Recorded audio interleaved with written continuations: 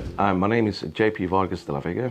I'm the founder and managing director of Galan Lithium Limited. We are an Australia-listed company with two projects at the Hombre Muerto salt flat in Argentina and an oil exploration ground south of the Greenbushes mine in Western Australia. JP, welcome to London. Welcome to the UK. Well, thank you. You're doing the conference circuit, right? Yes, yeah. I've been done Frankfurt, now London. Right, okay. And what sort of companies or what sort of investors are you meeting? I've been to the, one-to-one. I had 34 meetings the last 2 days. Okay. It's been a broad range of institution, private investors. 34 in 2 days? Yeah. That's insane. Yeah. Okay. And 3 more this morning, so. Okay. So people are quite excited about lithium, obviously, absolutely. Right? No, we caught up, I think, last in, I'm going to go 2020. Oh, yeah. Right? Yeah, a long time ago. A lot has happened since then. Give us a reminder what you've delivered since I last saw you. A large resource, a combined resource of 6.5 million tons. Mm-hmm. The highest grade project in Argentina, high grade low impurities. We're doing now a DFS on Hombre Muerto West, finishing in Q1 next year. And we have applied for a pilot plant as well, an extension pilot plant that we should get permits by Q2 next year. Right, okay. You're kind of at the end of the line in terms of the things that companies need to deliver before you then move towards trying to get into production, commercial production, yes. We better say, right? Mm-hmm. So Argentina has not been a stumbling block for you at all. In fact, I was sort of reading strategically, you actually decided to kind of like double down and you'll be selling your product back into China. Well, into Argentina. I'm losing my mind. Yeah, no, that's fine. Into Argentina. That's correct.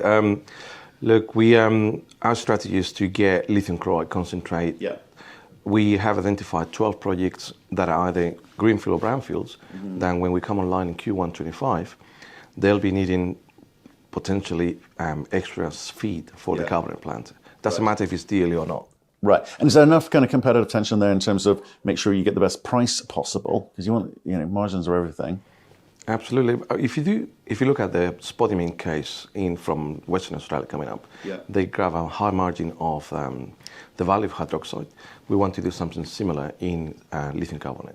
Okay, but just coming on the pricing. So what there's no kind of like bifurcation or difference in terms of the pricing you will achieve in country versus selling it internationally? We don't think that will be the case, mainly because there are 12 competing companies or projects otherwise. So separate owners, separate balance sheets. That's right. Competition. Nice. Okay, good. With regards to the pilot plan, in terms of funding for that, where are you? Well, we applied for the permits a month ago, so we expect to have that approved in Q2 next year. Right. And construction should start thereafter, and that will take us around 9 months to complete. Right. The concentration process starts pretty much as soon as you finish the first pond, you start evaporating. So that's 120 hectares worth of ponds. Right. And the first product from that should come online on Q1 24. Right, but the money side of things, how do you pay for the pilot plant? Well, the pilot plant, it's sitting on the magnitude of around 40 million or 50 million US in capex, and maybe more closer to 40. We haven't nailed the number down yet, but we got a cash position of $47 million. Look, the things could change significantly once we get permit in hand. So, and then we've seen that there's a lot of interest on loans, prepayments. So we don't necessarily have to fund this with equity. Right. Being here in London, I've seen so much interest of getting the physical lithium out. Right. So as a result, I think that funding that capex for the pilot plant, it will be not a walk in the park, but a lot easier what it was trying to get money 3 years ago. Right. And what sort of conversations are you having with industry, as it were? Because the industry at the moment is crying out for supply chains to speed things up, and they're extremely concerned as to where they're going to get their supply from. Obviously, you're supplying into Argentina and understood there, but you must have people looking at you now. You've moved things along significantly. Pilot plant, it's a relatively simple process from here on in. One would expect, given the the impurity levels and the high grade, etc. Where are you taking this company to? I'm trying to say, are you selling anytime soon? No, I'm getting into production. Right. Okay. You want to get into production? Yeah. If you look at the prices that we'll face in another 2 years when we get online, The EBITDA, even of 4,000 tons, could be north of $100 million. So just for selling concentrate. And the payback of this will be less than a year. So from then onwards, will be a proven technology, a proven product, a proven systematic approach on how to produce lithium. And then we'll increase our production to the current studies looking at 20,000 tons of lithium carbonate equivalent. We believe that given that we increase our resource significantly, we can increase that number down the track. So we're doing all the studies, making sure that we tick the boxes. We've done pumping tests that we announced, by the way, a few days ago. And the pumping tests of 3 wells are indicating that we're on track for those 4,000 tons with 3 wells.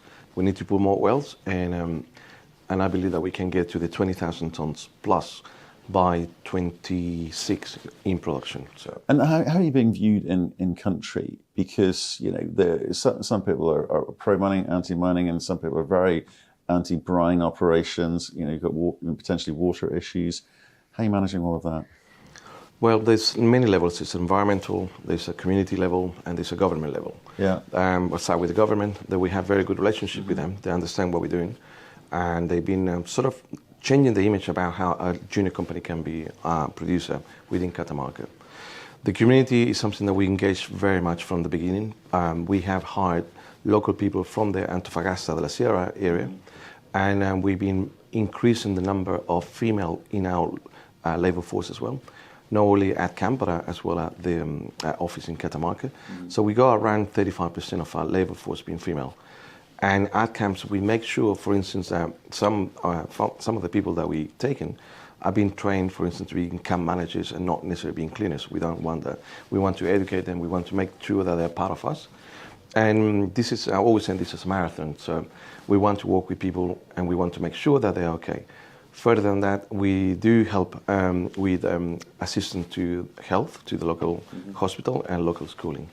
So overall, when we do present and talk to the community, they see us as part of them. And I guess that's the difference of fronting a smaller company, flatter company. I've got a very good team in Catamarca that is highly recognized as being one of them. Right. So, and then... But what about further afield in terms of objections that you may face? Well, when we presented, and then I'll go into the environmental part of things, but when we presented for the permit, for drilling permits, you have to go and talk to the community. It's a big assembly, and then you put your point forward. And I remember that the locals were okay with what we're presenting and explained, this is as far as we go, this is what we can do. So we always say what we'll do and don't overpromise things. And there was a group of environmentalists at the time and started making a lot of noise. It was interesting enough that at the end of that presentation, the locals turned around and said, what are you doing here? Yeah. We've never seen you before. Yeah. I understand your concerns, but well, do something about it. But just help us otherwise, but don't come to complain and not offer solutions. Okay. So this is sort of the answers and responses that we're getting from the locals. And environmentally, our strategy for the time being is to produce lithium chloride concentrate. And that requires far less water than building a carbonate plant. So we're not going to be competing with the other 3 companies or 4 companies that are in the same salt flat, trying to have access to more water. We do have a plan B of a reverse osmosis on drill hole number 2 at Candelas. Right. That's our worst case scenario, but we don't see the need of tapping any fresh water from anywhere. Okay. So the water requirement for us is for 2 main purposes. One is for the camp, and the second one is for dissolving lime that we add into the system for adding liming into the brine to precipitate impurities and maintain a high recovery of lithium within our products. Okay. So Argentina has advanced. It feels like you've got this local support, which is good news, and you are very clear about the route to market, where you're going to sell product. Does that equate to 100% of the valuation of the current company, whatever, 460, 470 million Aussie at the moment? Are you getting any credit for the other bit of your story? No. I think that, this is all new in a way, because we are the only ASX company that wants to do this. Yeah. We're going to put some numbers in due course. We have a DFS coming up in in late Q1, so that will all be shown and evaluated, and there'll be a financial model for that as well. Yeah, it's not as high as I'd like to be. We're working trying to make sure that the message get clearly understood, because by doing what we're doing, we shave 40% of the capex. We don't have to qualify our carbonate. The carbonate qualification can take a year, and during that time you're not getting paid, and during that time you require a higher working capital. So all of those things, we remove them completely for certainty of getting cash flow. So these are the things that, yes, you lose a bit of value because you do concentrate, but when you look at how much concentrate is getting paid from Australia in spodumene, that led us to think that we're going to grab a significant valuation once we get a contract shown to the market what we're doing. So. Right, okay. I understand. So there's some de-risking and some, I think, quite smart strategic moves on that one. But in terms of the non-Argentine project... we have Greenbushes. Yeah, exactly. So the question is, like, are you getting any value for that currently? Well, it's probably not. Right. Because it's early days. We've done oil exploration. We have done airborne geophysics, soil sample. We've seen some outcrops. Right. So as any other oil exploration, the value of the company would be, 10, 20 million for the time being if we have another thing listed on the ASX. But I would like to think that we could go and drill it sometime in Q1, Q2 next year. Will be. Okay. Yeah, we've seen things that are an anomaly, and I think that we're trying to exhaust every possible way of having targets, which is a bit tricky in spodumene because it's not a proven technique that it works all the time. But what is encouraging, what we've seen is Greenbushes, the fault that controls Greenbushes runs to the south of us. And then in the pegmatite, you have 5 family members of pegmatites, and one of them is spodumene.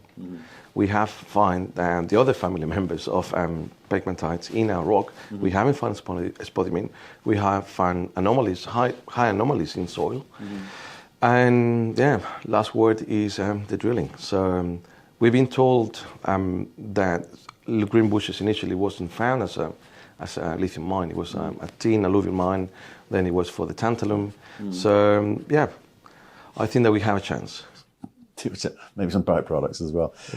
So you are drilling. So you have allocated some budget to it, and is there a team there as well, presumably? Yeah, we do have a full-time geologist looking at it. We are spending time, and we got a budget. Last time we did a cap raise, we said 10% of that will be for Greenbushes, and we probably spend a little bit of that. But that's interesting. Drilling will be next leg. That's interesting. Well, look, JP.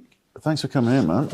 Appreciate the update. You've obviously moved things along quite nicely into quite a nice market, it must be said, and probably a bit more to come. And despite what Goldman's are writing about, I think everyone's quite positive about the lithium market for next year. Yeah. Well, we've seen every day strong interest from many parties. And, and look, 3 years ago, I can remember when we did the last interview, the market was completely different. Yeah. I think that the boat has sailed in lithium. There's not turning back of not having lithium batteries driving electric vehicles anymore.